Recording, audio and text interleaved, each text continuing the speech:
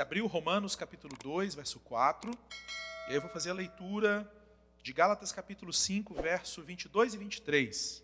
Nós estamos numa série que nós intitulamos De Dentro para Fora, a Vida Transformada pelo Fruto do Espírito Santo. A palavra de Deus diz assim, Gálatas 5, 22 e 23, mas o fruto do Espírito é amor, alegria, paz, longanimidade, benignidade, bondade, fidelidade, mansidão, domínio próprio. Contra essas coisas não há lei. Romanos capítulo 2, verso 4, diz assim: ou será que você despreza a riqueza da bondade, da tolerância e da paciência de Deus, ignorando que a bondade de Deus é que leva você ao arrependimento? Romanos 2, 4. Queridos, nós já passamos aí por várias dimensões do fruto do Espírito Santo, tá? Várias dessas dimensões, o amor, a alegria, a paz e a longanimidade. Nós vamos hoje falar sobre a benignidade, ok? Vamos falar sobre a benignidade. Gente, a verdade é que quando a gente olha a história, o contexto em que a gente vive, eu não sei se você tem essa impressão, mas a impressão é que quando a gente vai para a vida, quando a gente vai conversar com as pessoas, quando a gente vai lidar com os problemas das pessoas, quando as pessoas vão contar para a gente como que elas trabalham, como que elas pensam, a gente vai interagindo no dia a dia, a impressão que dá é que algumas pessoas devem acordar e sair para a vida, para fazer as suas coisas, estudar, trabalhar, enfim, como quem sobe um ringue para vencer mais uma luta, né? Ringue é coisa de gente antiga, ok? Ringue é coisa de gente antiga. O pessoal mais contemporâneo chama de octógono, não é verdade? Octógono, é verdade? Ringue é coisa de gente que ainda lembra quem foi o Maguila, ok?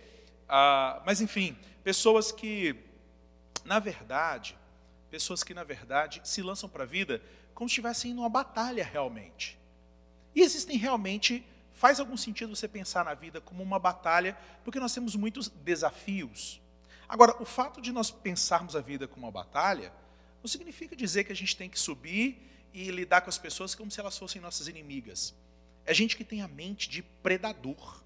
Quem que é o predador, né, na natureza? O predador é aquela espécie cuja existência demanda necessariamente que a vida de um outro animal deixe de existir. Para que ele sobreviva, alguém tem que deixar de sobreviver, ou morrer. Essa é a verdade. E na verdade, a gente não vai percebendo, com o passar do tempo, a cultura, a maneira como o mundo quer que a gente pense, isso vai se infiltrando na nossa vida e a gente vai assimilando essa mentalidade predadora. A gente vai assimilando essa mentalidade de que eu posso, ainda que eu não fale, mas ainda que eu não verbalize isso, eu posso pensar assim. Ou seja, para que eu consiga realizar os meus sonhos e os meus projetos, algumas pessoas ao meu redor terão que pagar o preço. E quem cruzar o meu caminho, quem se interpor entre a minha jornada, né, o lugar onde eu estou, e o meu sonho, vai ter que ser eliminado. Vai pagar o preço. Então essa mentalidade extremamente competitiva, que transforma a vida num campo de batalhas, e faz com que o seu coração viva um verdadeiro inferno. Porque quem vive com essa mentalidade de que o outro, ele tem que ser um predador do outro, impossível ter paz nesse contexto. É impossível. Então, quando a gente vai falar sobre, especialmente, essa dimensão do fruto do Espírito, não é isso mesmo? A benignidade. A benignidade. Vamos entender um pouco melhor o que essa palavra benignidade, que foi traduzida, na maior parte das Bíblias, em língua portuguesa, foi traduzida como benignidade. O que é benignidade, né? É um termo grego que aparece 10 vezes no Novo Testamento. Esse termo grego é o termo Christotes. E o que significa esse termo Christotes? Significa, basicamente, a inclinação do caráter no sentido de fazer o bem quando o bem pode ser feito. Em síntese, é a disposição que o Espírito Santo gera no coração e no caráter de uma pessoa, para que essa pessoa, diante da oportunidade de fazer o bem, o faça. Sabe aquele momento assim que você decide ser uma bênção? Trazendo assim para uma linguagem bem paroquial, trazendo uma linguagem bem nossa, ok? Aquele momento em que você decide ser uma bênção.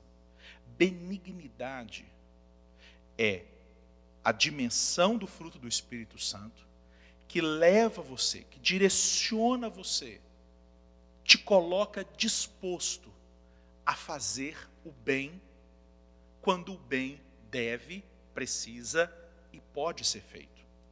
Ao invés de você se conformar com aquela mentalidade de que para você sobreviver, o outro tem que ser eliminado, ao invés de viver essa cultura de ser um predador, você é um abençoador. E a sua mente e o seu coração são direcionados pelo Espírito Santo, o seu caráter é direcionado pelo Espírito Santo no sentido de você fazer o bem. De você aplicar os seus dons, os seus talentos, os seus recursos, as suas oportunidades, para que você faça o bem. É o compromisso, gente, com projetos que abençoam, projetos que geram vida. Não se trata só, presta bem atenção, não se trata só de você fazer obra social. Não se trata de você assim, ter filantropia, né? Eu vou ser gentil, eu vou ser queridinho. Não se trata disso. Se trata de uma capacitação do Espírito Santo para que você aplique os seus recursos. Quais recursos? Todos os recursos que você tem. O tempo, seus talentos, seu conhecimento, sua rede de amizades, os seus dons espirituais, o seu conhecimento numa área técnica, o seu recurso financeiro, para que você direcione, aplique aquilo que você possui como recurso para fazer o bem para uma pessoa, para abençoar a vida de alguém. Você, portanto, deixa de ser um predador e se torna um abençoador. Isso é benignidade. Agora, como a gente está fazendo com todas as dimensões do fruto do Espírito Santo, a gente olha para um exemplo maior de benignidade, para que a gente consiga entender na prática o que isso representa. E quem é o nosso exemplo maior de benignidade? Ora, é Deus. O nosso exemplo maior de benignidade é o nosso Salvador. Por que nós fomos salvos?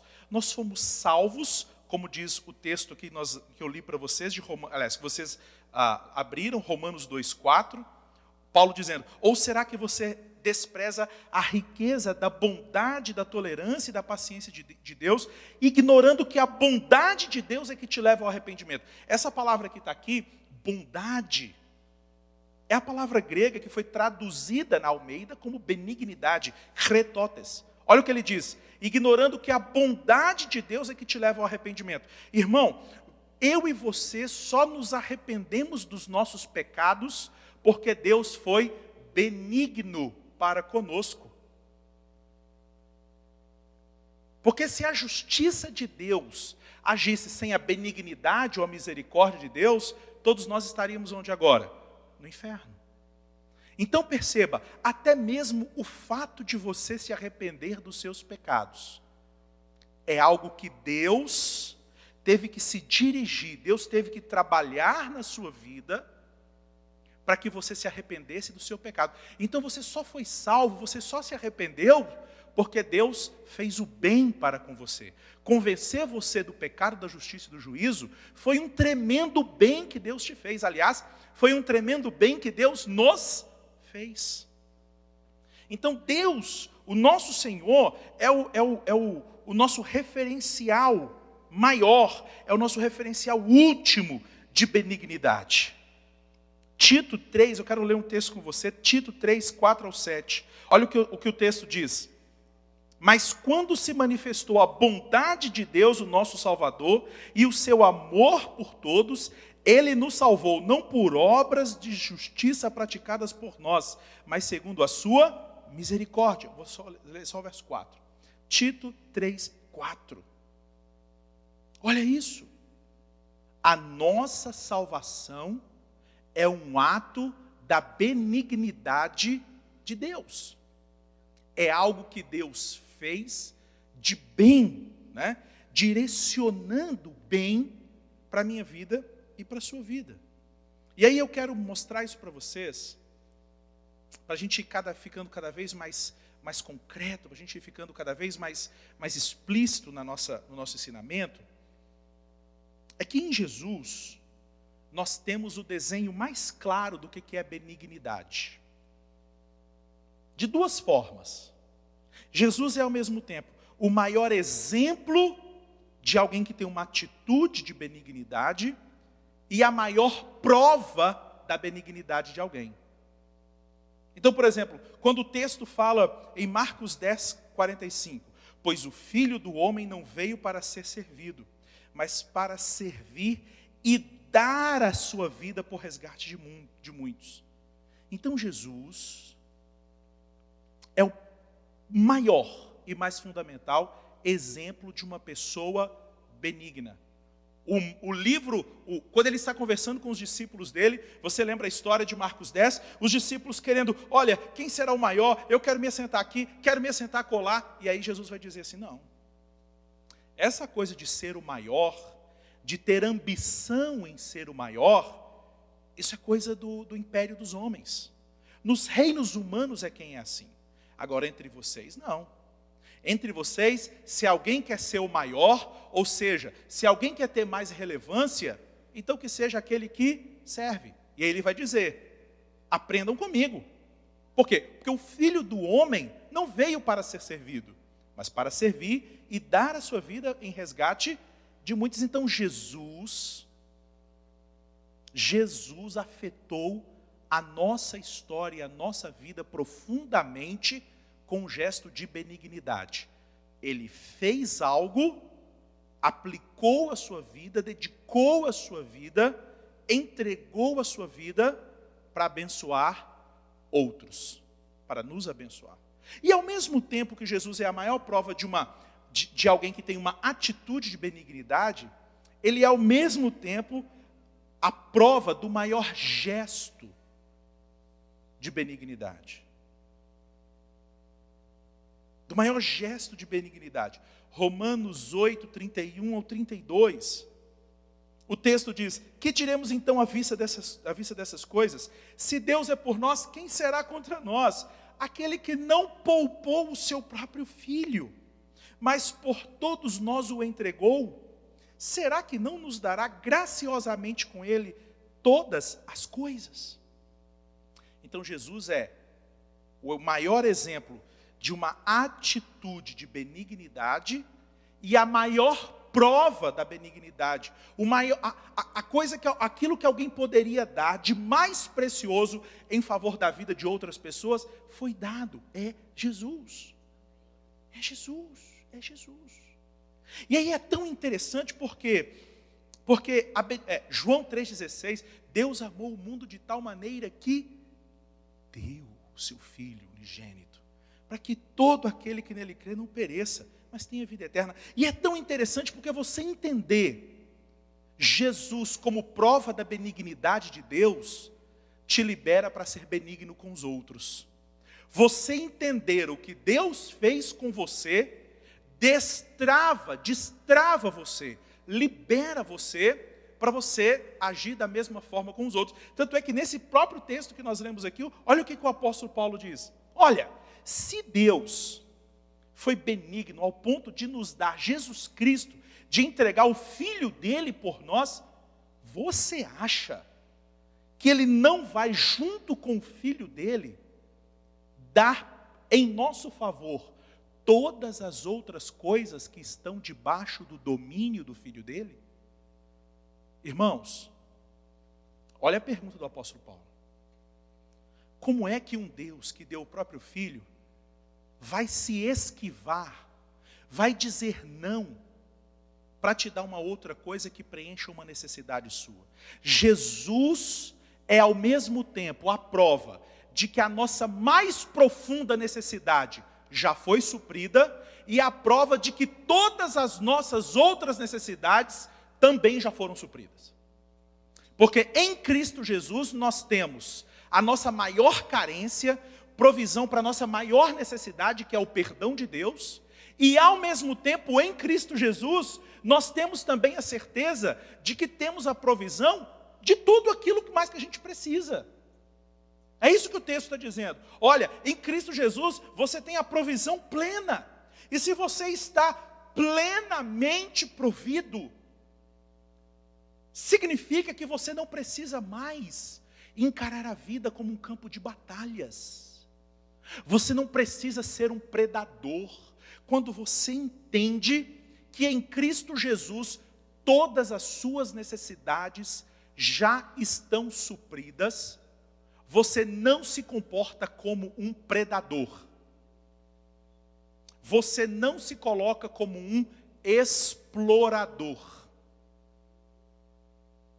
Você não se coloca, você não vai para a vida como um cão de caça. Sabe, tem gente que vive assim a vida? Como um cão de caça. Ah, é tão feio isso. Uma pessoa que o quanto ela pode, ela explora o outro. Conhece gente assim?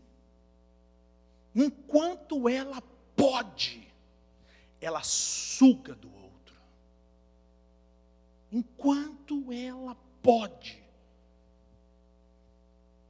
Sabe? Olha lá.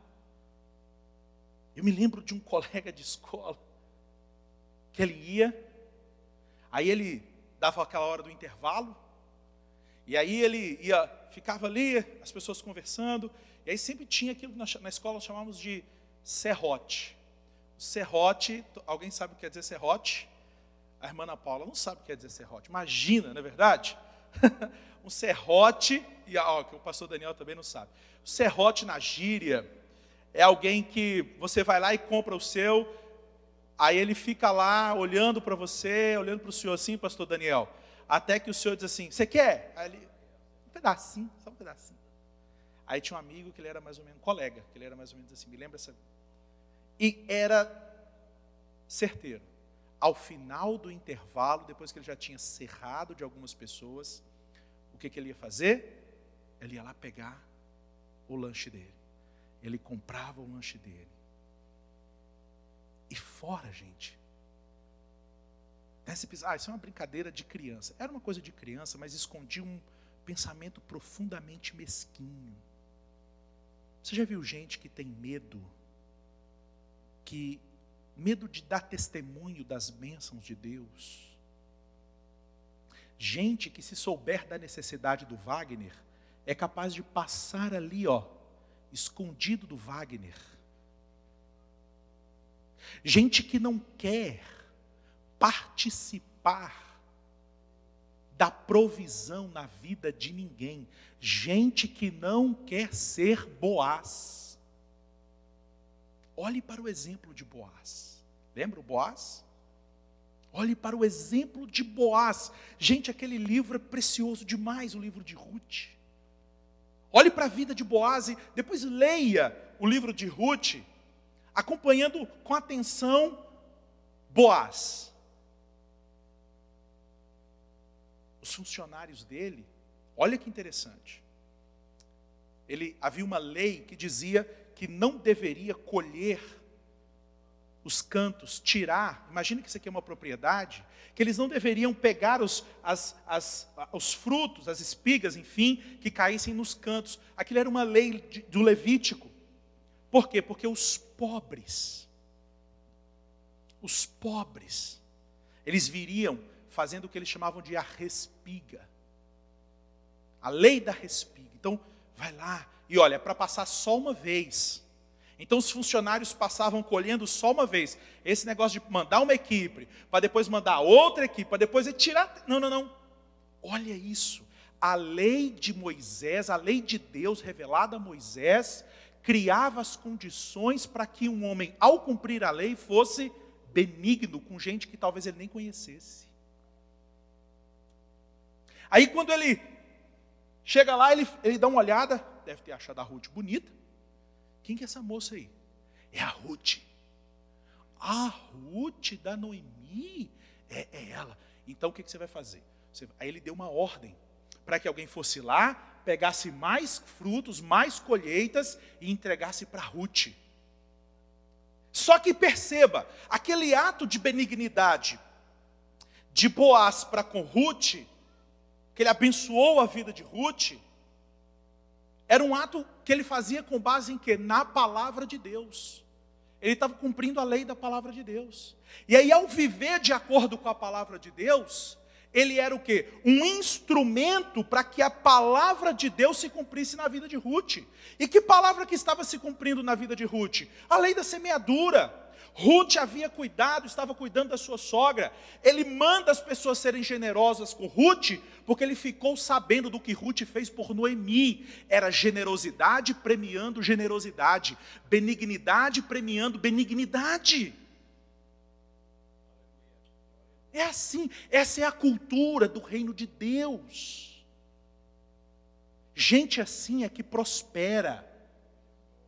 Entende o que eu estou dizendo?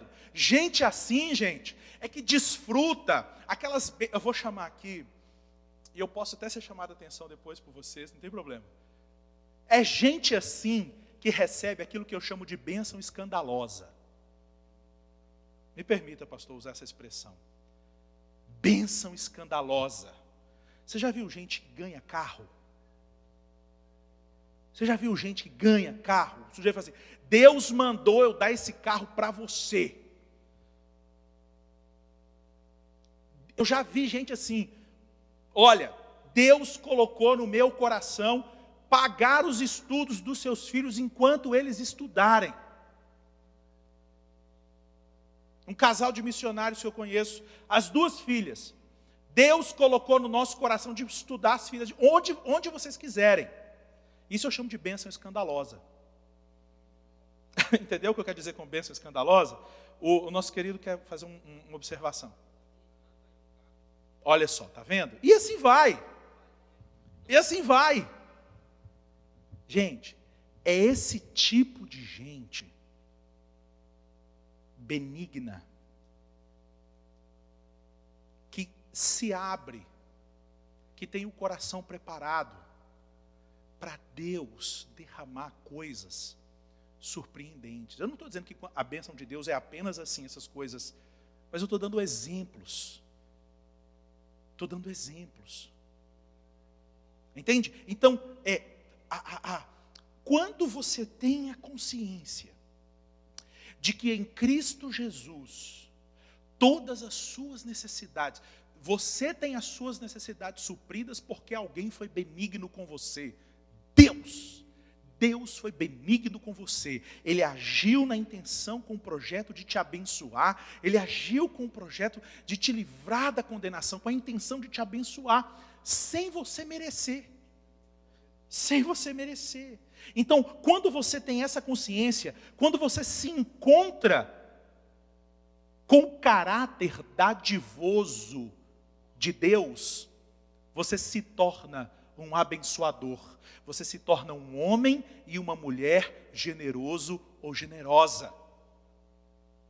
Aí, você você entra e se adequa a essa cultura do reino de Deus. O reino de Deus é cheio de generosidade.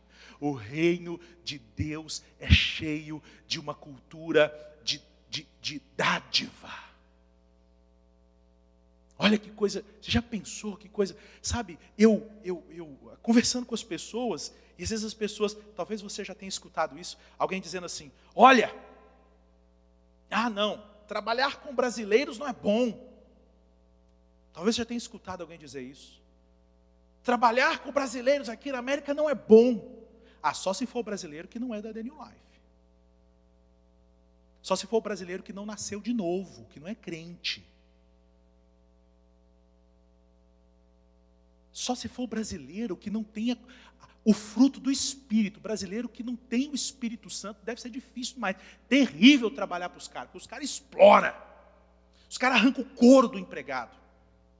Agora o brasileiro regenerado, que nasceu de novo, cuja vida é governado pelo Espírito, a esse camarada devia ter gente na porta dele querendo trabalhar para ele. Trabalhar para o Wagner? Eu quero trabalhar para o Wagner. Porque quando a gente trabalha para o Wagner, a gente é tratado com decência. O Wagner não quer arrancar o meu couro. O Wagner sabe da minha necessidade, da minha família. Ele não vai usar o contexto para me explorar, para me colocar ganhando bem menos do que os outros. Ele vai olhar para mim e vai dizer: o meu trabalho, a minha empresa, isso daqui é um instrumento de Deus para eu abençoar a sua vida. E enquanto eu abençoo a sua vida, eu sou abençoado por Deus também. Deus está suprindo todas as necessidades da minha família. Então eu, como seu patrão, posso te abençoar também. Eu não vou arrancar o seu sangue, eu não vou te fazer passar por condições terríveis. Não, eu serei generoso, porque esse negócio que Deus me deu é para eu ganhar e para você ganhar também. É difícil trabalhar para brasileiro que não é crente.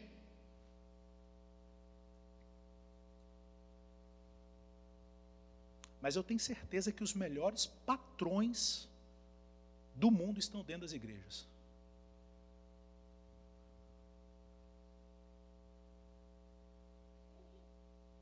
E olhe, não deixe que de repente o mau testemunho de alguém, o mau testemunho de uma pessoa exploradora, maldosa, predador, não deixe que o mau testemunho de alguém faça com que você tenha uma expectativa pequena a respeito do que pode ser trabalhar ou não, conviver ou não com um homem e uma mulher cheio do Espírito Santo. Saiba, as pessoas que exploram não são a regra no reino, são a exceção. E se nós, como igreja, perdermos isso, se a gente se conformar com essa conversinha de não, mas dentro da igreja tem o pessoal mais top das galáxias.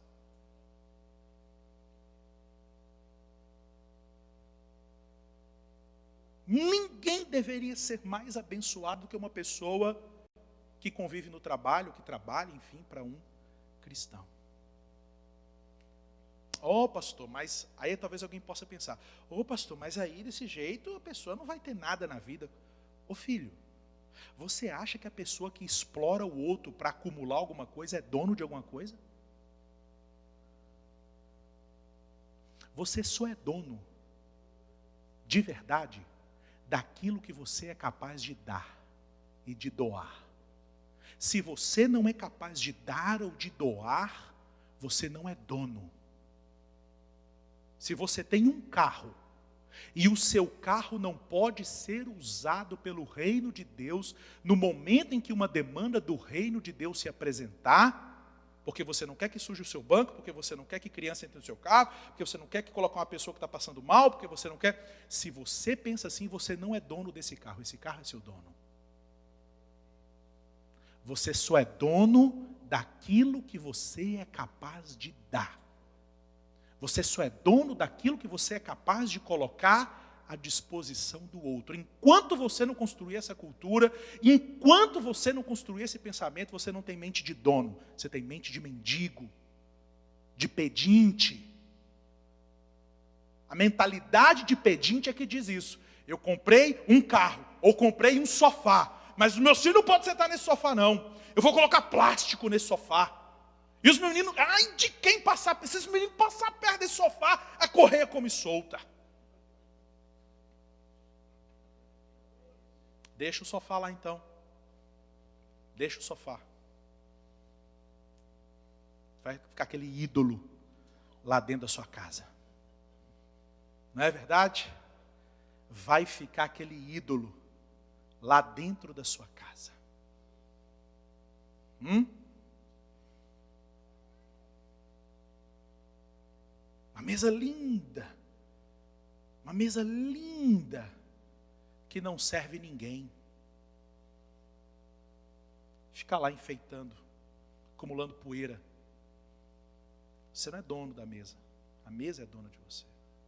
Você só é dono de verdade daquilo que você é capaz de colocar à disposição do outro. Amém, queridos? Então, eu quero comentar com vocês, nesse sentido, a partir de nós construirmos essa base que a gente precisava construir, porque sempre é assim, querido. As virtudes cristãs não estão construídas sobre a boa vontade humana. Eu não estou falando de boa vontade humana aqui. As virtudes cristãs estão edificadas sobre uma rocha, e essa rocha é o caráter do próprio Jesus. Ponto. Entende isso? Por isso que o evangelho ele pode ser pregado e vivido em todas as culturas. Entende? Por isso que o evangelho, esse evangelho que eu estou pregando aqui, ele pode ser pregado aqui, ele pode ser pregado na China, ele pode ser pregado aqui daqui a 200 anos, ele foi pregado aqui há 200 anos atrás, e o evangelho é o mesmo. Por quê? Porque ele não está fundamentado na boa vontade humana, ele está fundamentado numa pessoa que é eterna, e essa pessoa é Jesus. Então, se você quer realmente desenvolver um caráter cristão, você tem que construir esse caráter cristão, tendo como espelho, tendo como referência, quem? Cristo, a rocha, a pedra angular. Como diz o texto, da qual todo edifício bem ajustado é a pedra referência. Entende isso? Então, por isso que sempre a gente tem que começar estabelecendo bases.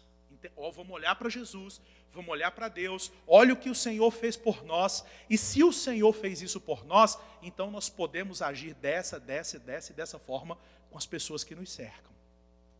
Então, estão entendendo isso, meus irmãos? Então a gente tem condição de falar isso porque esse é um culto de ensino. Mas é sempre assim. Tudo aquilo que nós pregamos como virtudes cristãs, tudo aquilo que nós achamos que deve ser incorporado na vida cristã, na vida de um cristão, seja a maneira como ele trata a esposa, o esposo, a maneira como trata os filhos, como trata o patrão, como trata o empregado, como trata o líder, como trata o liderado, tudo isso tem que estar bem ancorado na rocha que é Jesus. Ok? Amém? Então, estabelecida essa base, eu quero compartilhar com vocês elementos muito práticos para que essa vida de benignidade seja desenvolvida, para que você se veja uma pessoa dadivosa. Quando eu falo dadivoso, você entende o que eu quero dizer? Uma pessoa abençoadora, em todos os sentidos. Não pense apenas ou exclusivamente na questão das bênçãos materiais, não. Pense num pouco do seu tempo. Pense em ser dadivoso, em doar um pouco do seu tempo. Pense em ser abençoador e doar um pouco das suas orações. Faça um propósito de passar um mês inteiro sem orar por nada, por nenhuma das suas necessidades. Uau, já pensou que coisa incrível para a sua fé? Eu já fiz isso, foi muito bom para a minha fé. Eu redefini a minha oração pelas minhas necessidades, depois que eu fiz um propósito de orar por tudo, menos pelas minhas necessidades. E aí eu precisava me ajoelhar para orar sabendo, tu sabes de tudo o que eu preciso. E eu confio em ti. E eu quero mais um dia não orar pelo que eu preciso, porque eu sei que tu me proverá. Mas eu quero orar pela vida do Paulo. Abençoa o Paulo e a Fátima.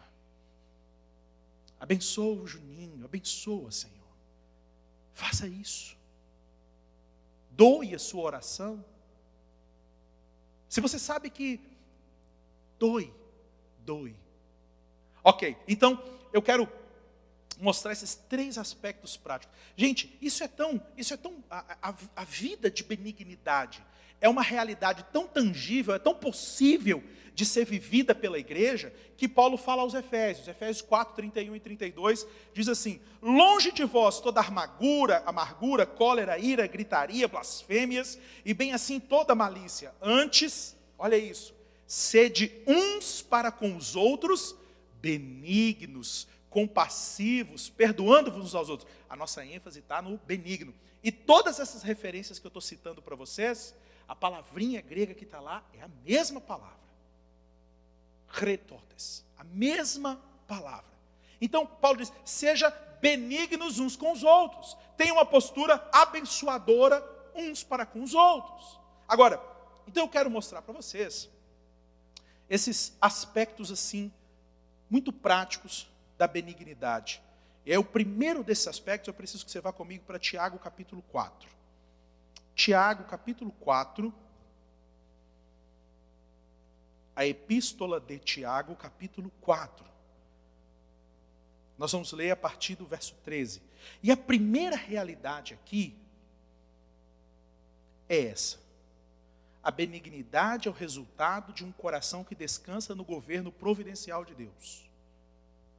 A benignidade é o resultado de um coração que descansa no governo providencial de Deus. Olha esse texto que você já leu muitas vezes, mas talvez não tenha pensado esse texto como eu vou te apresentar agora. Tiago 4, a partir do 13. Atendei agora, vós que dizeis, hoje ou amanhã iremos para a cidade tal, e lá passaremos um ano e negociaremos e teremos lucros. Ou seja, a pessoa aqui, ele está dizendo assim, vocês que têm planos, e planos ambiciosos, vocês aí que pensam dessa forma, amanhã vamos fazer um projeto de vida para os próximos 30 anos. Nos próximos 30 anos eu quero fazer 10, ok, legal, então presta atenção, verso 14. Vós não sabeis o que sucederá amanhã. Uma bomba agora. Bum, uma bomba. Vós não sabeis o que sucederá amanhã. Que é a vossa vida? Sois apenas como neblina que aparece por instante e logo se dissipa. Ei, vocês que fazem grandes planos de grandes conquistas, olha para a vida de vocês, como ela é frágil. Você pode tossir, e essa tosse, no momento aí de, enfim, com a conjugação de uma série de fatores, romper um pequeno vaso sanguíneo na sua cabeça, você tem um aneurisma e nunca mais abrir os olhos. Você que faz planos grandiosos e ambiciosos para o futuro, olha para a tua fragilidade. Olhe para a sua fragilidade. Veja bem, ele continua dizendo, 15, em vez disso, devias dizer, se o Senhor quiser, não só viveremos, como também faremos isso ou aquilo. Aí ele diz, olha, vocês que fazem planos, deveriam ter a consciência de que existe uma realidade da qual vocês não podem fugir. Que realidade é essa? O governo absoluto de Deus, o senhorio de Deus, é Deus que manda. É Deus que manda em tudo aquilo que você vai ganhar, e é Deus que manda em tudo aquilo que você já ganhou. É Deus quem manda em cada célula do seu corpo, é Deus que manda. É Deus que manda na economia dessa nação, é Deus quem manda na economia do Brasil, é Deus que manda. Tiago está dizendo, abra os olhos, perceba a sua fragilidade e perceba, reconheça o governo absoluto de Deus. E diga, reconheça, que para os seus planos darem certo, eles têm necessariamente que estar de acordo com o projeto de Deus para o seu futuro e para a sua vida. Ponto. Agora, entretanto, vos jactais das vossas arrogantes pretensões. Ou seja, agora vocês ficam olhando e dizendo assim, uau, olha os nossos planos, que pessoas ousadas nós somos. Ele diz, toda jactância ou todo orgulho semelhante a esse é maligno. Portanto, olha isso, esse portanto, né? Conjunção coordenativa conclusiva, portanto, ou seja, assim sendo, diante disso que eu falei com vocês, aí ele chega, aquele que sabe que deve fazer o bem e não faz, nisso está pecando. a certeza que você tem de que o seu futuro, e quando eu falo seu futuro, entenda o seu futuro mesmo, absolutamente tudo, desde esse segundo até o último segundo que você ficará com o coração batendo aqui na terra. A certeza que você tem de que todo esse tempo, tudo isso, está debaixo do cuidado de Deus, deve fazer você repensar na maneira como você lida com a necessidade do seu próximo.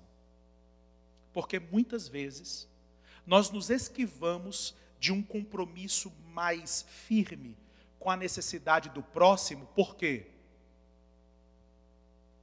Porque nós estamos sacrificando o nosso trabalho a um ídolo chamado futuro.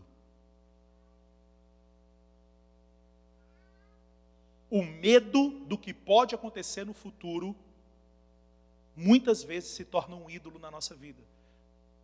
Talvez eu tivesse muito mais, talvez se eu não tivesse tanta ansiedade quanto ao meu futuro, eu poderia ser uma bênção muito maior na vida de quem precisa, na obra missionária.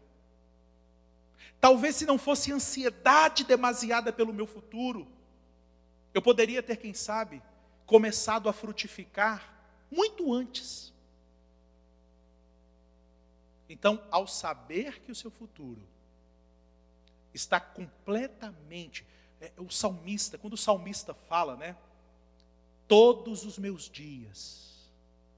Gente, Salmo 139, você tem que pegar o Salmo 139 essa noite e ler. Todos os meus dias estão escritos no teu livro. Antes mesmo de eu inaugurar aqui a minha existência nesse mundo físico, o Senhor já tinha escrito a minha história. Querido, o amor de Deus por você não cabe nesse momento de tempo. Entende isso? O amor de Deus por você não cabe nesse momento de tempo. O amor de Deus por você não levou Deus a trabalhar na sua vida apenas lá no passado, te livrando do pecado. Ou não está apenas levando Deus a trabalhar na sua vida nesse momento, te mantendo respirando. O amor de Deus por você já proveu segurança para você viver em paz, sem aflição, todos os dias da sua vida, toda a sua eternidade. E isso tem que te fazer ser mais livre para ser generoso com o outro. Não deixe que a aflição do seu vizinho ganhe espaço dentro do seu coração. Ah, gente, como esse movimento acontece, como isso é fácil acontecer. O sujeito fica sabendo de uma notícia, tá acontecendo desse jeito, tá fazendo assim. Aí ele manda uma notícia para você, aí você já fica assim, meu Deus, tá para mudar isso, tá para mudar aquilo, tá para mudar aquilo outro. Ai, e agora? E agora? Como assim agora? Não, agora eu vou ter que depender de Deus mesmo. Agora eu vou ter que depender de Deus mesmo. Como assim? Agora você vai ter que depender de Deus mesmo? Você acha que antes você não dependia? Eu tive uma experiência, não sei se eu já contei aqui para vocês. Eu morro de medo de avião. Não do avião, mas de estar dentro do avião quando ele não está no chão. Então não é o avião em si, é o papel que ele cumpre, né? E eu me lembro que tinha passado pouco tempo de um acidente muito terrível com um avião da TAM no aeroporto de Congonhas. E a gente passava ali e via aquelas coisas horríveis, aquele destroço, aquela coisa, o resto de, enfim. E eu me lembro que eu dava aula num seminário em São Paulo, eu vinha de BH para São Paulo, morava em BH. E eu me lembro, gente, daquela tarde, era 3 da tarde, eu ia dar aula à noite, aquele avião sacudindo para chegar em Congonhas, um desespero, eu falava assim, gente, eu estou vendo a mulher tomar banho lá naquele banheiro aqui, do meu lado aqui, uma agonia, e eu já tenho medo, aí juntou toda aquela coisa. Eu me lembro quando aquele avião pousou, eu falei, Senhor, crente, né? Só o Senhor para me manter vivo num negócio desse lá em cima. Aleluia, obrigado, Senhor. E aquela voz, eu vou usar uma expressão, uma voz assim, violentamente meiga, Por que ela era violenta? Porque não tem espaço para mais nada dentro de mim. Então eu não escutava mais nada. Mas que falou ao meu coração com tanta doçura, dizendo assim: cara, quem você acha que está mantendo vivo você aqui embaixo agora, com o pé no chão? Você acha que eu vigio mais a sua vida quando você está voando, do que quando você está com o pé no chão? Uau! Eu falei, obrigado, Senhor. O medo não saiu ainda. Eu entendi, mas eu não consegui superar ainda. Entende? Não medo, é uma ansiedade. Enfim. Queridos, então a certeza do governo de Deus sobre a minha vida me libera. E eu posso ser generoso com aquilo que Deus tem colocado nas minhas mãos hoje. Porque Deus não olha para mim como meu Deus, como é que eu poderia usar a analogia? Deus não me vê como um depósito, Deus me vê como um canal. Entende isso? Deus não me vê como um lugar onde as bênçãos chegam e estacionam. Ele me vê como um canal por onde as bênçãos passam. O segundo elemento que eu quero chamar a sua atenção é que a benignidade deve ser cultivada. Isso não é natural. Ser generoso e abençoador não é um negócio natural. É algo que tem que ser cultivado. Colossenses capítulo 3, verso 12. A palavra do Senhor diz assim: portanto, como eleitos de Deus, santos e amados, olha só, revistam-se de profunda compaixão, de bondade, benignidade, de humildade, mansidão e de paciência. Olha o que esse texto diz, Colossenses 3,12. Como eleitos de Deus, santos e amados.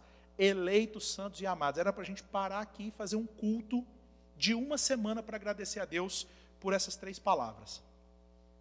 Eleitos, santos e amados. Era para a gente fazer festa com isso agora.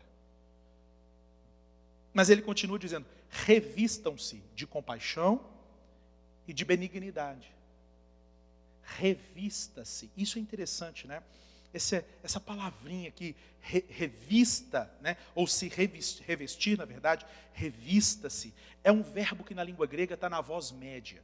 O que isso significa dizer? Significa que quando o verbo está na voz média, o sujeito daquele verbo está promovendo aquele verbo, aquela ação sobre ele mesmo. Ele está fazendo algo nele. Então olha o que o Paulo, que é o escritor aos Colossenses, diz. A benignidade deve ser um adorno, uma roupa, um enfeite, como um enfeite, do qual você se apropria e intencionalmente vincula a sua vida. Ou seja, você tem que se programar, você tem que intencionalmente ser generoso, porque se depender da sua natureza, você nunca é generoso com ninguém. Então, sabe aquela coisa assim, vou fazer de propósito. Porque uma coisa é dizer assim, eu tô passando aqui e do nada lembrei aqui do fulano de tal, o fulano de tal gosta de Bíblia preta, vou comprar uma Bíblia preta. Ou então, olha, ganhei 2 Bíblias pretas, vou guardar as 2 para quando acabar uma eu ter a outra. Ou então, ganhei 2 Bíblias pretas. Para quem não lê a Bíblia, vai ficar o resto da vida com essas Bíblias aí. Vamos ler no velório do sujeito essas Bíblias dele aí. Mas presta atenção, ganhei 2 Bíblias. 2 Bíblias eu vou guardar. Pois é, guardei lá, tem 50 anos essa Bíblia está lá dentro. Eu vou ver se eu dou para alguém. Não é disso que eu estou falando. Eu estou dizendo preciso de uma Bíblia. Uau, que Bíblia bonita eu encontrei. Bíblia. O pastor Silvio.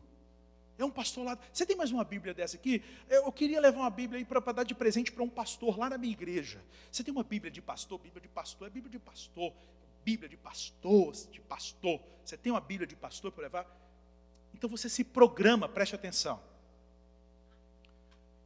Revista-se da benignidade. Revista-se da benignidade. Você pode trazer a cultura da generosidade para dentro da sua família. Ensine os seus filhos a serem generosos, a doarem. Acho que eu já falei isso aqui em algum momento. Há algum tempo eu fui a uma casa e eu fiquei tão feliz. Nós fomos visitar essa casa porque nós ficamos sabendo que toda a família estava envolvida preparando aquilo. A gente sentou à mesa e falou, ó, isso daqui foi a fulana de tal que fez. Isso daqui foi o fulano. Isso aqui foi o filho tal. Aqui foi o filho tal. Aqui foi a filha tal. Que exemplo lindo daqueles pais. Mobilizando os filhos para ajudar a preparar a mesa. Sabe o que é isso, gente? Isso é gente que prospera. Quando aquela família estava se dedicando a preparar aqueles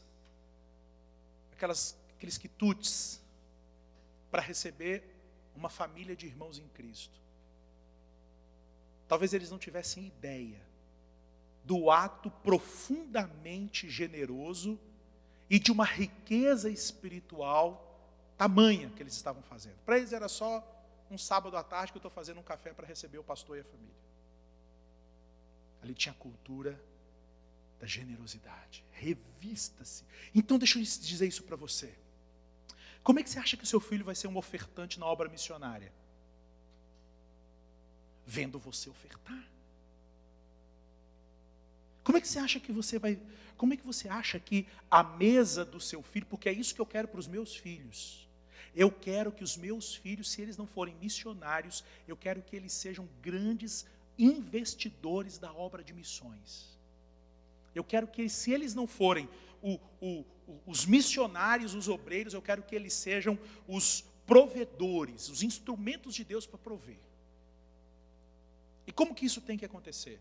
Eles têm que serem revestidos, verem os pais sendo generosos.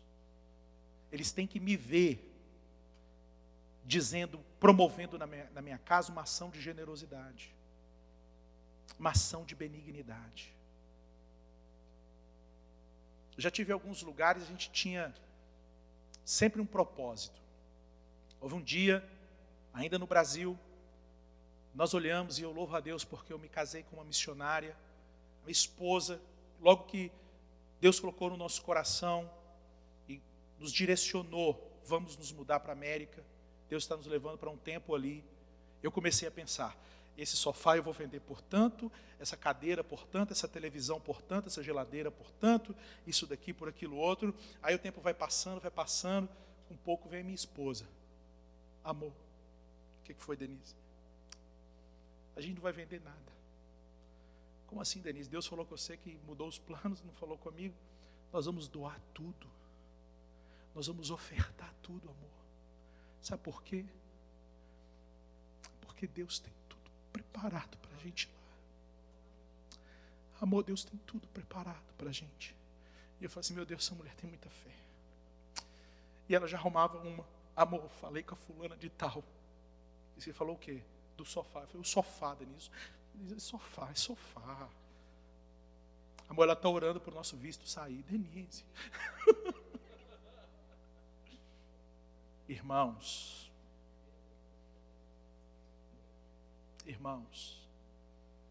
eu louvo a Deus por estar casado com uma mulher benigna. Que presente, que dádiva. Eu me lembro, a última imagem que eu me lembro do meu apartamento, no dia da minha mudança, é pessoas entrando, eu saindo com as minhas malas, deixando tudo.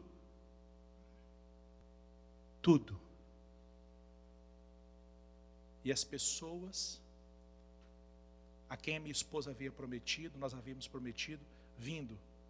Pastor, vou lá pegar o guarda-roupa. E eu descendo com as minhas malas. E eu olhando assim na TV, no sofá e tal. Mas eu me lembro também, o dia que eu subi essas escadas, não como visitante mais, mas como morador, com as minhas malas. E quando eu entrei dentro daquela casa, que eu abri a gaveta, tinha talher.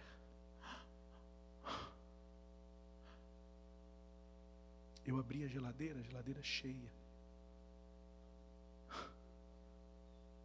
Aí alguém falou assim, vem cá para você ver como é que está o quarto dos seus filhos. Eu cheguei, entrei no quarto, assim, que os irmãos prepararam, que vocês prepararam. Eu cheguei, olhei e falei, Eu e minha esposa ficou assim: Denise, tem brinquedo. Ah, vem cá para você ver a cama. A cama, dá quase 2 da cama que eu deixei. Tem lençol. Generosidade. A minha vida foi profundamente tocada pela generosidade da igreja quando eu cheguei. Entende isso? Entende? Então alguém teve que chegar para os irmãos e dizer assim: ó, o Linderson está vindo aí. Teu filho tem brinquedo lá? Não, deixa que eu vou. Não, deixa que eu vou levar os. Uau, várias pessoas, eu sei disso. Então alguém teve que se revestir de benignidade. E teve que promover. Gente, irmãos, seja um promotor da generosidade no meio do povo de Deus. Entende isso? Ajuda. De repente essa pessoa, o irmão Gilberto não está vendo a necessidade do Wagner. Eu falo: irmão Gilberto, precisa ajudar o Wagner. Me ajuda a ajudar o Wagner. Ou se eu não quero falar o nome do Wagner, eu falo: irmão Gilberto, tem um irmão aqui que precisa. Enfim, vamos lá. Sabe, generosidade. Se revista de benignidade. Deixa eu ver as horas.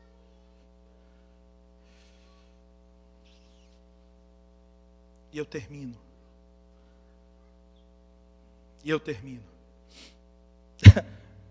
Às vezes os meus amigos, né? Meus irmãos preciosos. Ah, Linderson, nossa, aquilo ali está me abençoando tanto. Eu falei assim: cara, valeu a pena a troca, nem te conto. 3 aspectos que eu falei para você. Primeiro, a benignidade é o resultado de um coração que descansa no governo providencial de Deus. A benignidade deve ser cultivada. E terceiro, o benigno sempre vence no final. Sempre vence no final. Romanos 12 é o último texto, e nós já vamos orar. Paulo aos Romanos, capítulo 12, verso 17 em diante. O benigno sempre vence no final. Não torneis a ninguém mal por mal. Esforçai-vos por fazer o bem perante todos os homens. Se possível, quando depender de vós, tende paz com todos os homens. Não vos vingueis a vós mesmos, amados, mas dai lugar à ira, porque está escrito: a mim me pertence a vingança, eu é que retribuirei, diz o Senhor. Pelo contrário, se o teu inimigo tiver fome, dá-lhe de comer. Se tiver sede, dá-lhe de beber, porque fazendo isso amontoarás brasas vivas sobre a sua cabeça. 21.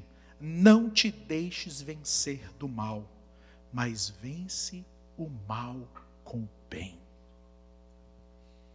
Talvez você diga assim: pastor, eu já levei muito calote na minha vida. Pastor, eu já perdi muita coisa. Eu já acreditei em muita gente.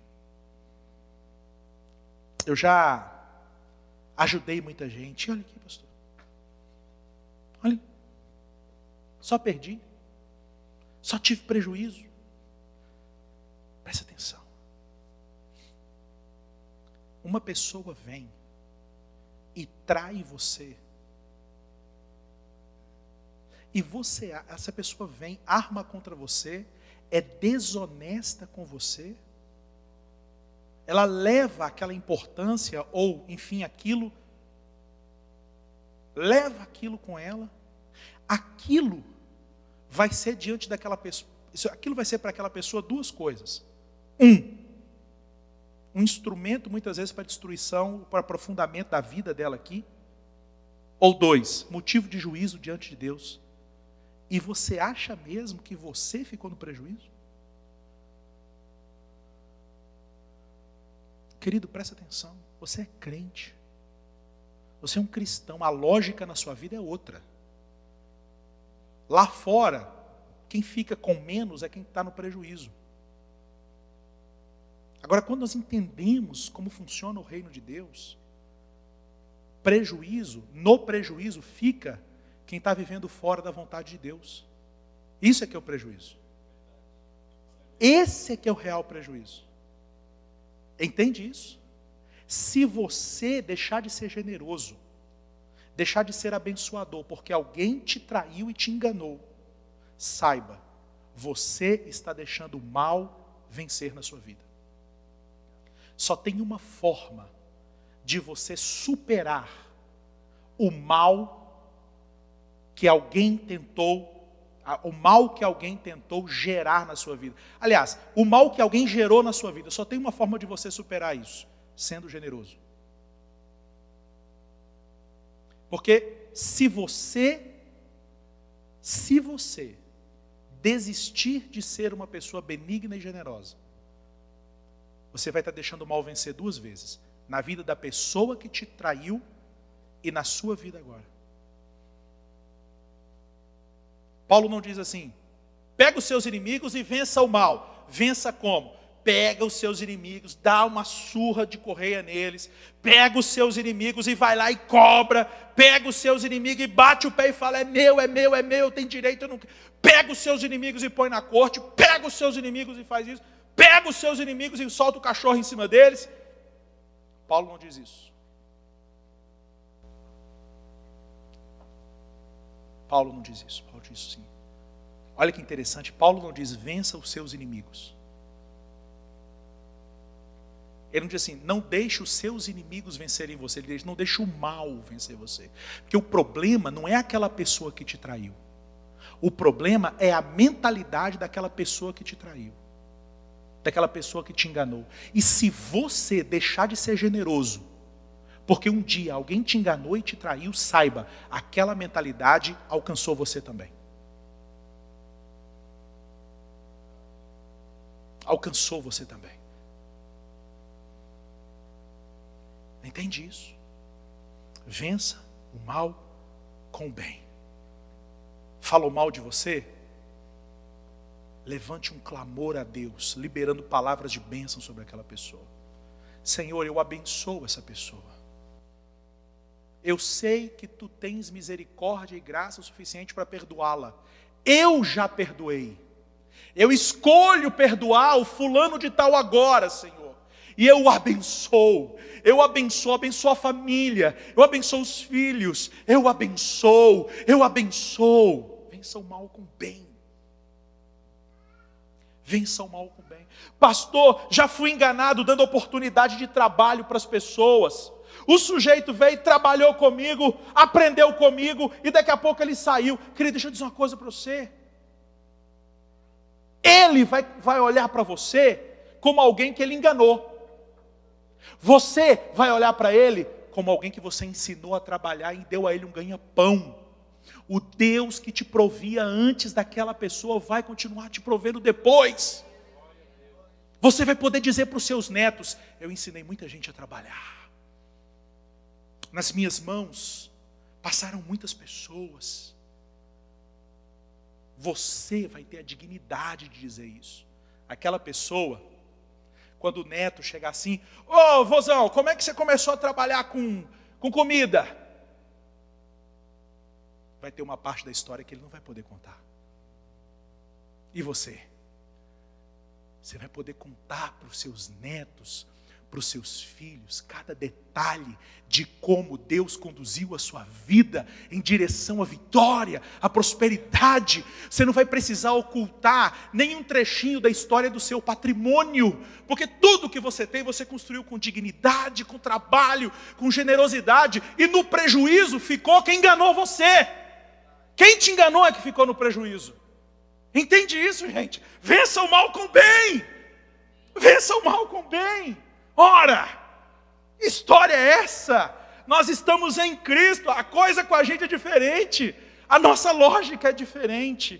Então eu queria que você ficasse com essa palavra, querido.